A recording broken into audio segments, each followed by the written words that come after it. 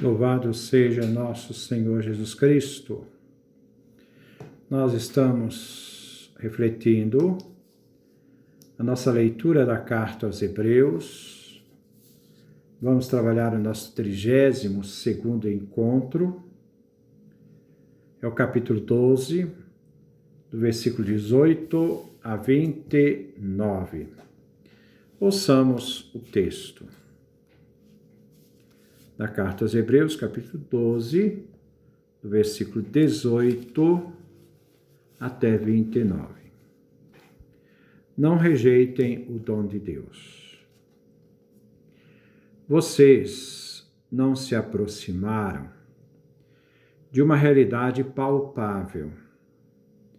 Ali havia fogo ardente, escuridão, trevas, tempestade, som de trombeta e ruído de palavras. E as pessoas que ouviram isso suplicaram que Deus não dissesse mais nada, pois eles não suportavam o que fora ordenado. Até um animal será apedrejado se tocar a montanha. Eles ficaram tão espantados com esse espetáculo que Moisés disse: estou apavorado e com medo. Entretanto, vocês se aproximaram do monte Sião e da Jerusalém celeste, a cidade do Deus vivo. Vocês se aproximaram de milhares de anjos reunidos em festa e da assembleia dos primogênitos, que têm o nome escrito no céu. Vocês se aproximaram de Deus, que é juiz de todos. Vocês se aproximaram dos espíritos justos, que chegaram à meta final, e de Jesus, o mediador de uma nova aliança. Vocês se aproximaram do sangue da aspersão, que fala muito mais alto que o sangue de Abel. Cuidado! Não deixem de escutar aquele que fala a vocês. As pessoas que recusaram escutar aquele que os advertia na terra não escaparam do castigo. E menos ainda escaparemos nós do castigo se nos afastarmos de quem nos fala do alto do céu.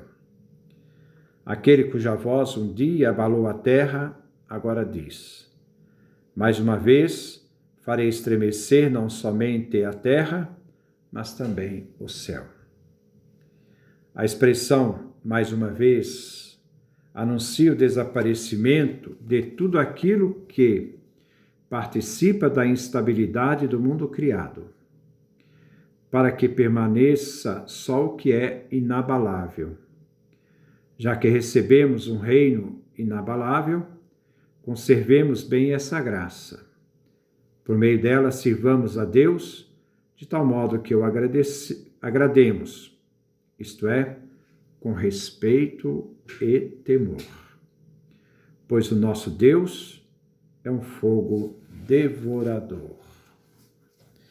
Este é o texto que nós propomos refletir, dando continuidade à nossa reflexão sobre essa carta, essa epístola aos Hebreus. Não rejeitem o dom de Deus. Versículo 13. Vocês não se aproximaram de uma realidade palpável.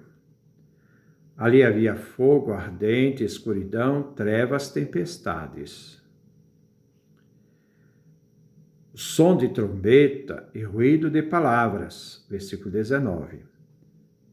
E as pessoas que ouviam isso suplicavam que Deus não dissesse mais nada. O texto nos traz várias referências. No Novo Testamento temos Gálatas, no capítulo 4, do versículo 24 ao versículo 26, e no Antigo Testamento, Êxodo, no capítulo 19, no versículo 16 e versículo 18. Trata-se da teofania, a manifestação de Deus no Monte Sinai, com Moisés. Encontramos os sinais desta manifestação como se fosse uma erupção vulcânica.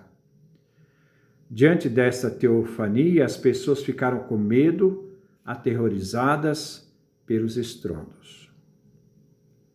O povo suplica a Moisés: fala-nos, tu, e nós ouviremos, mas não nos fale Deus, para que não morramos.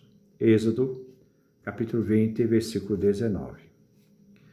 A manifestação do Sinai não era uma coisa humana, era divina.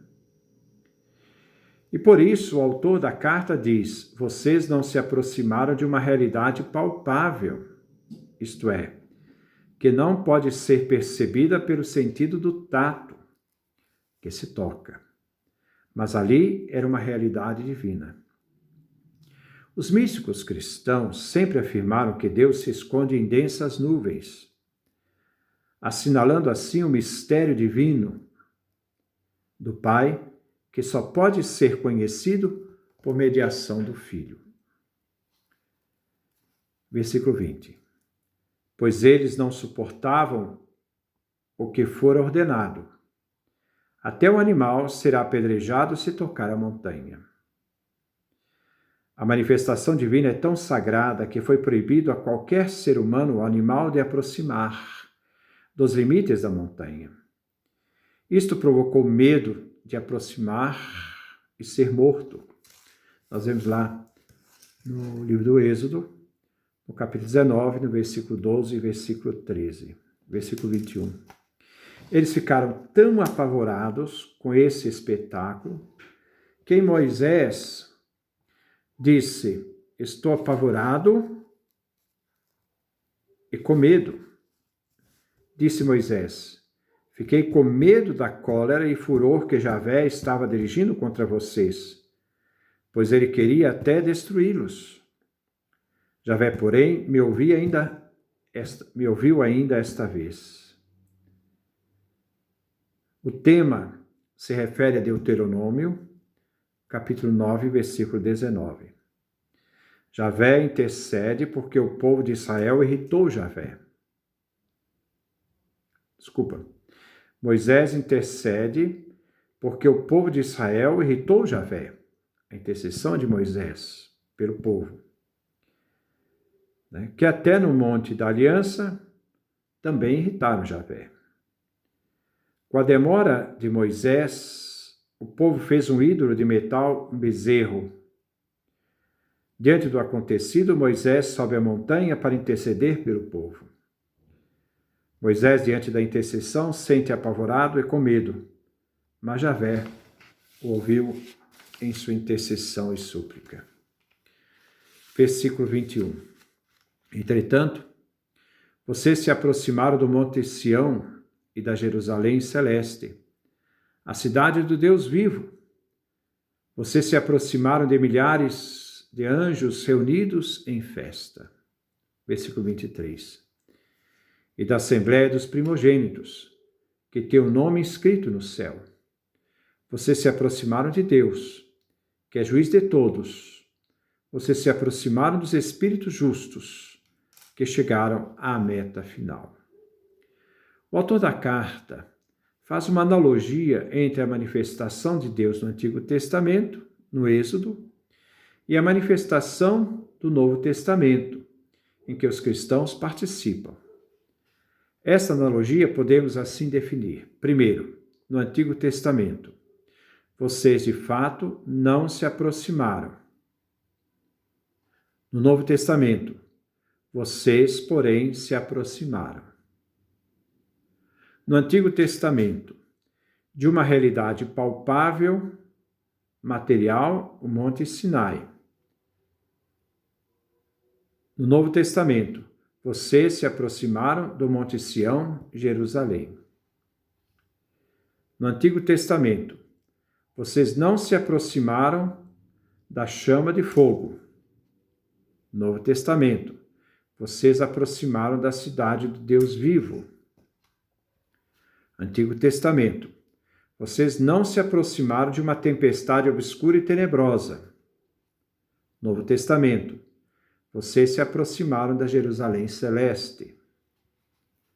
No Antigo Testamento, vocês não se aproximaram, da trombeta e do ruído.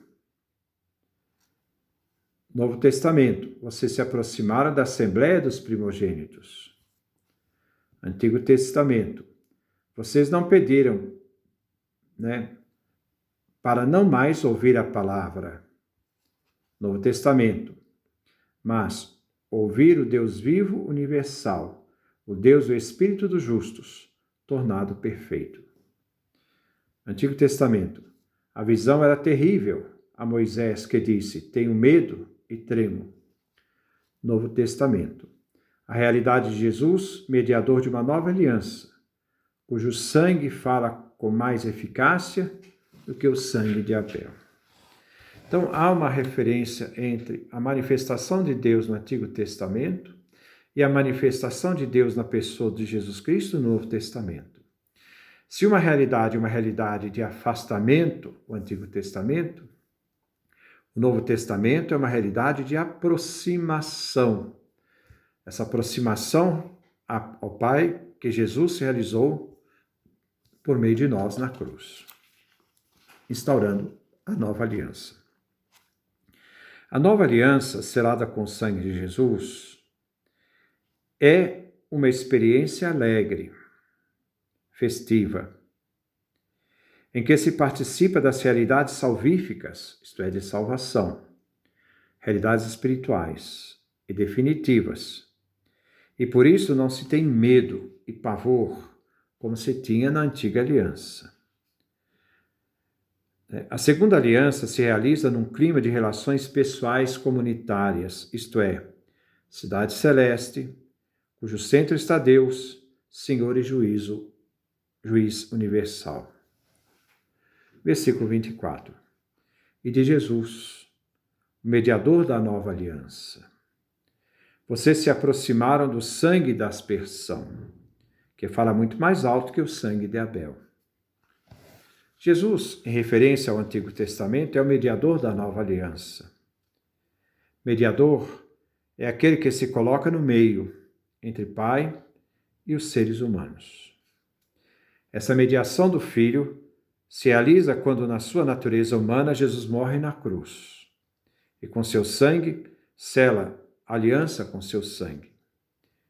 Este sangue de Cristo, aspergido na cruz, sangue da aspersão, é muito superior que o sangue de Abel. Versículo 25. Contudo, não deixe de escutar aquele que fala a vocês. As pessoas que recusaram a escutar aquele que as advertia na terra não escaparam do castigo. O autor aqui faz uma advertência para que seus ouvintes o escutem.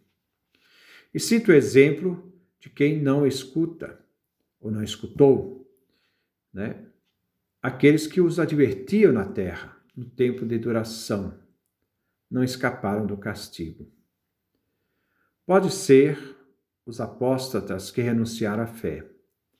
Eles receberam a revelação divina do céu, através de Jesus, o Filho, que está entronizado à direita de Deus, e não na terra, e da terra, dessa terra, porque Jesus não é o mediador terreno, ele é o mediador celeste, porque o mediador da terra foi Moisés e não Jesus, e assim então, somos chamados a não renunciar esta revelação, esta aliança que Jesus realizou por nós na cruz.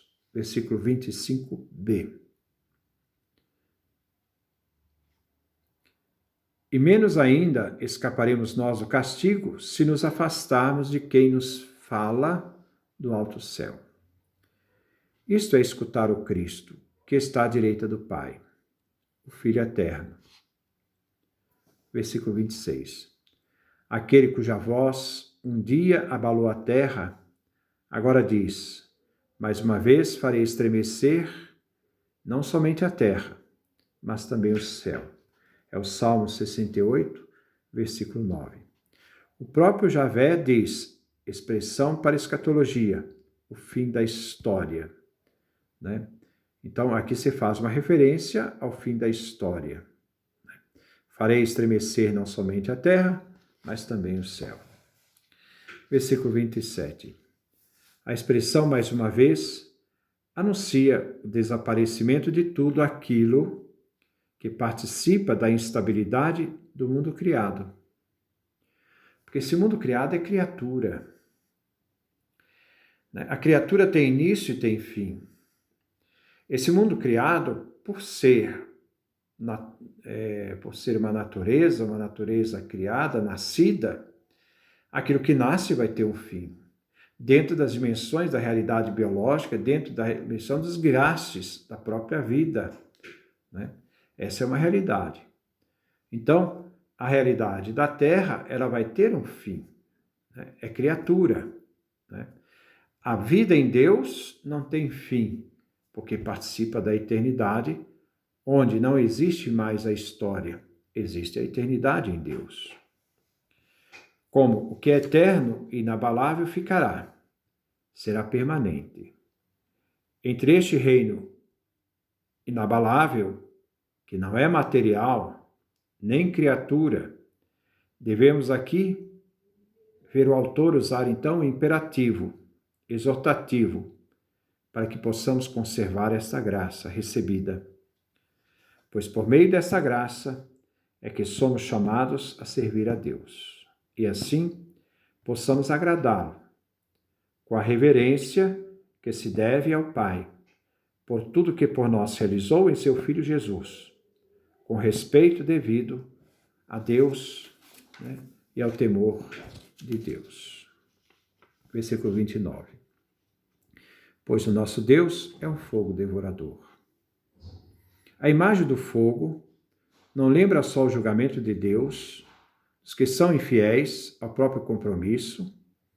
Nós vimos lá na Carta aos Hebreus, no capítulo 6, versículo 8, na Carta aos Hebreus, no capítulo 10, versículo 27. Mas também o seu amor ciumento, exclusivo, que não aceita mistura, sincretismo. Nenhuma realidade dessa pode existir dentro dos membros da aliança. Deuteronômio, capítulo 4, versículo 24. Então, nós temos que ter esta adesão ao Deus vivo, que não é um hobby, um passatempo para pessoas desocupadas e volúveis, não. Envolver-se com Deus é uma escolha séria, né? É uma escolha que abraça toda a existência humana, inclusive seu destino final. Então, diante disso, nosso autor faz esta analogia entre a aliança antiga e a aliança nova, entre a realidade do Antigo Testamento, o medo, né? a busca, né, de que Deus não falasse por medo, e a proximidade com Jesus, que é uma realidade de confiança e de fé.